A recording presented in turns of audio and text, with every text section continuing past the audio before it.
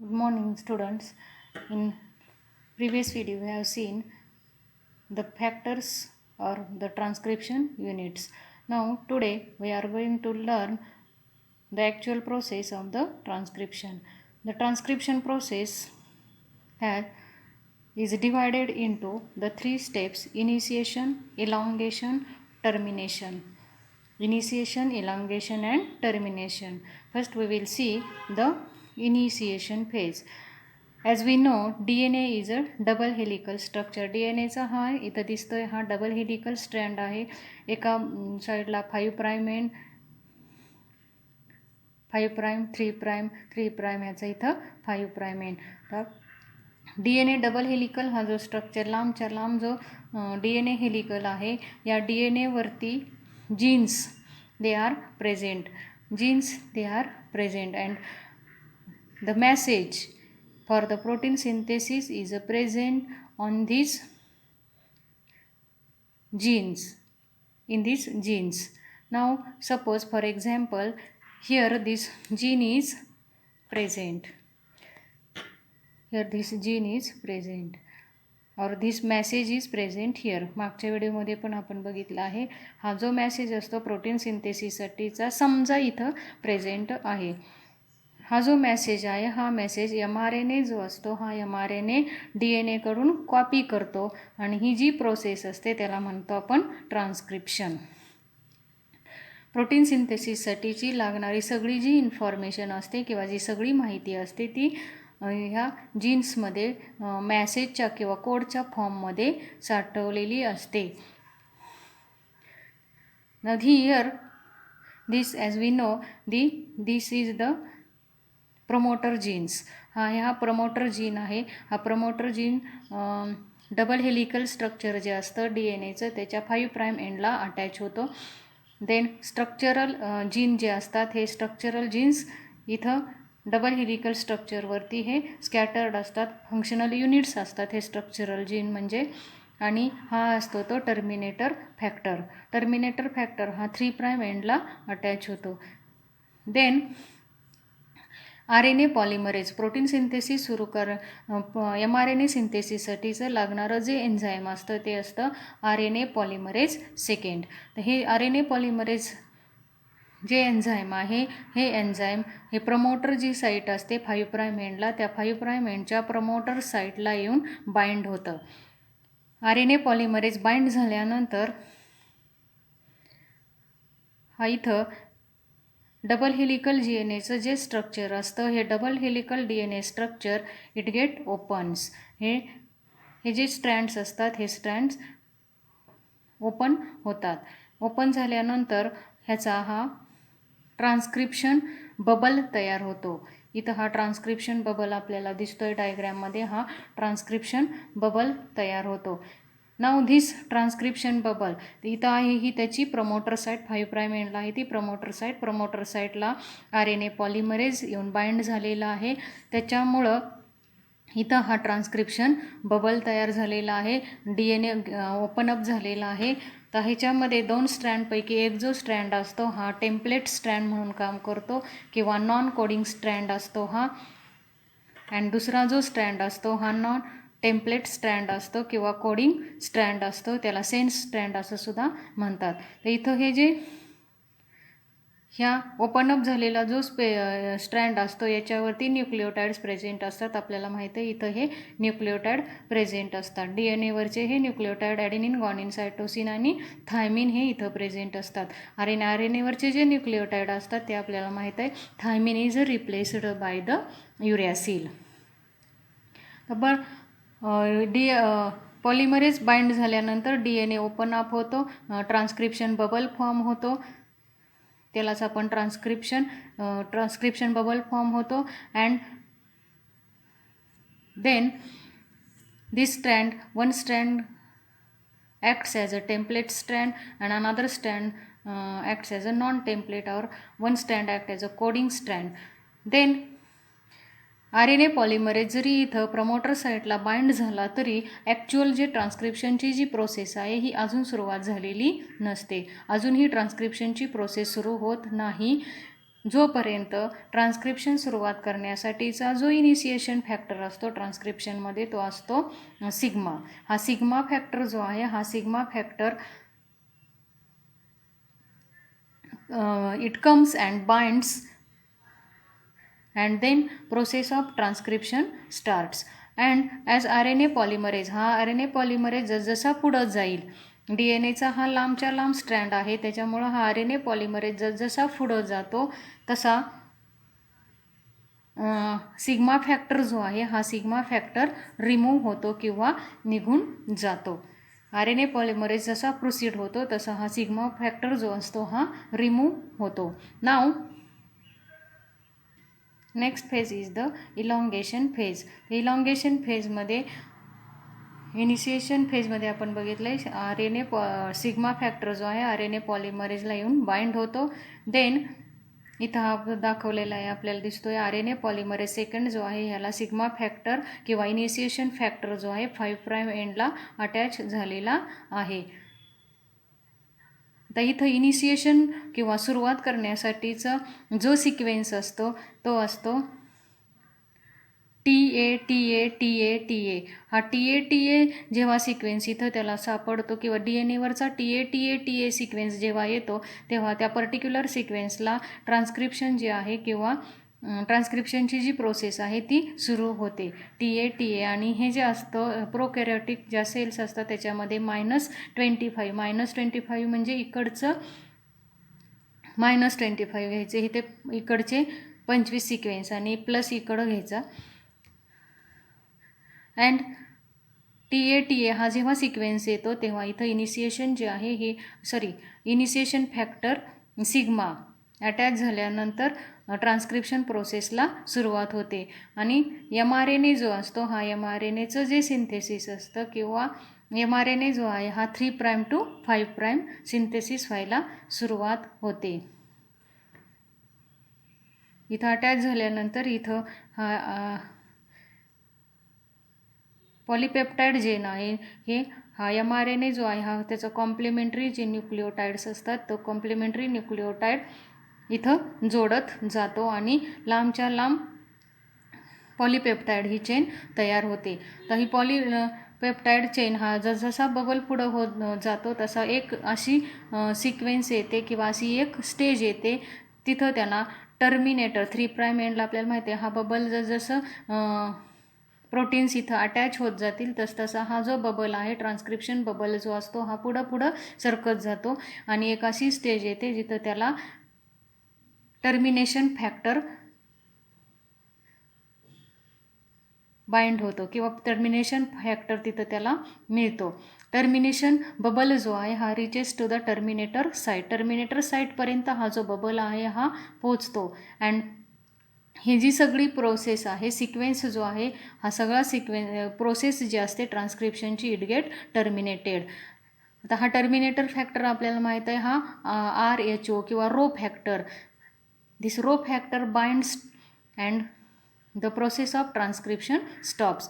DNA transcription bubble जो असतो हा म्हणजेच काय होतं तर DNA transcription bubble then RNA polymerase हे सगळं जे असतात they get separated and mRNA is synthesized. आणि आपल्याला दिसतोय हा इथं mRNA सिंथसाइज झालेला. आता सिंथसाइज झालेला जो mRNA असतो तो असतो 3' to 5'. ह्याचं जास्त ते 3' to 5' एंड. आणि हा जो mRNA सिंथेसिस झालेला असतो युकॅरियोटिक जो सेल असतात त्याच्यामधला जो mRNA तयार होतो हा प्रीमॅच्युअर्ड mRNA असतो त्याच्यावरती प्रोसेसिंग करण्याची गरज असते. युकॅरियोटिक सेलमधल्या प्रोसेसिंग इज नेसेसरी. पण प्रोकॅरियोटिक ज्या सेल्स असतात त्याच्यामध्ये mRNA वरती प्रोसेसिंग करण्याची गरज नसते. तर प्रोसेसिंग ऑन युकॅरियोटिक सेल आपण बघणार आहे. प्रोसेसिंग ऑन युकॅरियोटिक mRNA जो तयार झालेला असतो त्या mRNA वरती युकॅरियोटिक ज्या सेल्स असतात त्याच्यामध्ये प्रोसेसिंग कसं करायचं. युकॅरियोटिक ज्या सेल्स असतात युकॅरियोटिक सेलमध्ये mRNA जो सिंथेसिस झालेला असतो ह्या mRNA वरती प्रोसेसिंग करणं गरजेचं असतं. सो दिस इज mRNA हा आहे तो mRNA आहे, हा 5 प्राइम एंड, इथं आहे तो 3 प्राइम एंड आहे, हा आहे तो pre mature mRNA. This premature mRNA it undergoes processing, आणि ही जी प्रोसेसिंग असते this process is taking place in 3 steps, that is capping, second one is splicing and third one is the tailing.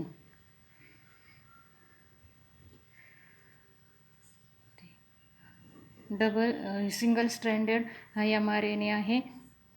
हा जो mRNA तयार झालेला असतो याच्यावरती exons आणि इंट्रॉन्स असतात, एक्झॉन्स आणि इंट्रॉन्स असतात. आता हे जे इंट्रॉन्स असतात दीज आर द इंट्रॉन्स,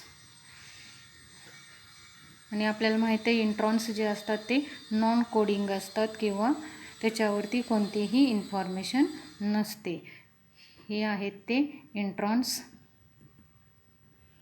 आणि हा आहे तो एक्झॉन्स, एक्झॉन आणि इंट्रॉन्स. नाव दिस एक्झॉन असतो तो फंक्शनल असतो, आणि इंट्रॉन जो असतो आपल्याला माहीत आहे it is a non functional. तर नॉन फंक्शनल जे इंट्रॉन्स असतात, हे इंट्रॉन्स जे असतात यांना काढून टाकणं गरजेचं असतं, किंवा ह्यांना काढून टाकल्यानंतर हा पूर्ण जो mRNA असतो हा फंक्शनल mRNA होतो. नेक्स्ट स्टेपमध्ये हे जे इंट्रॉन्स आहेत हे इंट्रॉन्सला काढून टाकण्याची जी स्टेप असते त्याला म्हणायचं स्प्लायसिंग. सेकंड स्टेप आपण बघतोय स्प्लायसिंग. तर splicing it is called as removal of the introns. आता हे जे इंट्रॉन्स आहेत ह्यांना रिमूव्ह करायचं. Splicing is removal of introns by enzymes. एन्झाईम्सच्या मदतीने हे इंट्रॉन काढून टाकायचे. This is 5 prime end, this is 3 prime end, these are the हे आहेत ते इंट्रॉन्स. याच्यावरती mRNA हा mRNA वरती आहेत हे introns. these introns they are removed.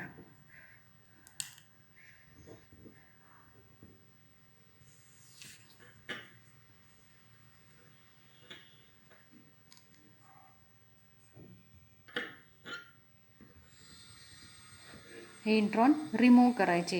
हे intron remove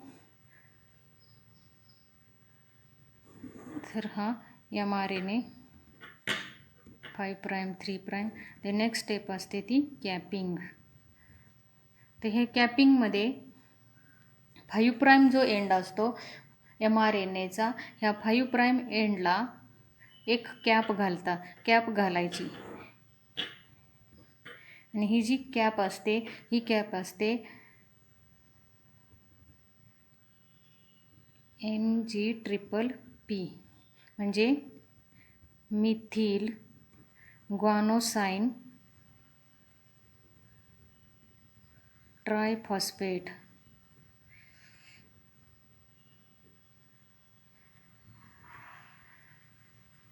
is added at 5 prime end. हा जो 5 प्राइम एंड आहे ह्या 5 प्राइम एंडला ही मिथिल ग्वानोसाइन ट्रायफॉस्फेटची टोपी घालायची किंवा कॅप घालायची.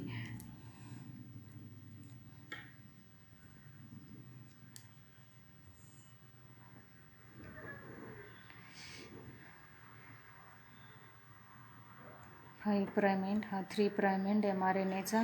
तर ह्या mRNA जो आहे ह्याला कॅप घालायची मिथिल ग्वानोसाइन ट्रायफॉस्फेटची. नेक्स्ट स्टेप आहे ही टेलिंग. नेक्स्ट स्टेपमध्ये ह्याच्या टेलिंग करायचं. इथपर्यंतचा भाग आता समजलेला असेल.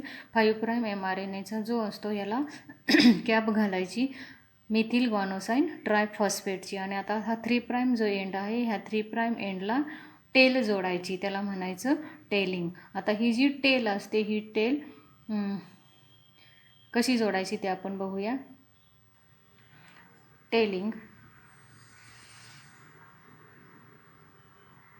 टेलिंगमध्ये पॉली ए टेल म्हणजे ए ए ए ए सिक्वेन्स असणारा जो आहे हा it get added to 3' end of the mRNA. mRNAचा जो 3' एंड असतो त्या 3' एंडला पॉली एची टेल जोडायची. दिस इज mRNA. mRNAच्या 5' एंडला आपल्याला माहीत आहे आपण कशाची टोपी घातलेली आहे GMPPP आणि इथं ह्याला टेल जोडायची पॉली एची टेल 3' एंडला इथं पॉली एची टेल जोडलेली आहे. Now this mRNA is called as the matured mRNA आणि हा जो mRNA असतो हा मॅच्युअर mRNA आहे. And now this mature mRNA it goes in the cytoplasm. हा मॅच्युअर mRNA जो असतो हा सायटोप्लाझममध्ये जातो फॉर ट्रान्सलेशन. तर अकॉर्डिंग टू द नीटच्या व्ह्यूने ह्याच्या ट्रान्स्क्रिप्शनमधले महत्त्वाचे पॉईंट किंवा लक्षात ठेवण्याचे जे पॉईंट आहेत ते बघूयात आपण. Processing of mRNA is only done in eukaryotic cell. mRNAवरची जी प्रोसेसिंग असते ही फक्त यूकॅरियोटिक सेल्समध्ये केली जाते आणि प्रोकॅरियोटिक सेलमध्ये प्रोसेसिंगची गरज नसते. प्रोसेसिंग फक्त कशात केली होते यूकॅरियोटिक सेलमध्येच होते. And in place of T म्हणजे थायमिन ऐवजी हिअर विल बी mRNA जो असतो इथं काय असेल युरॅसिल असतो. देन जो mRNA असतो has all the messages of DNA in the form of code. mRNA जो असतो ह्या mRNAवरती has all the message of DNA in form of कोडच्या फॉर्ममध्ये मेसेज असतो and that is called as the cryptogram.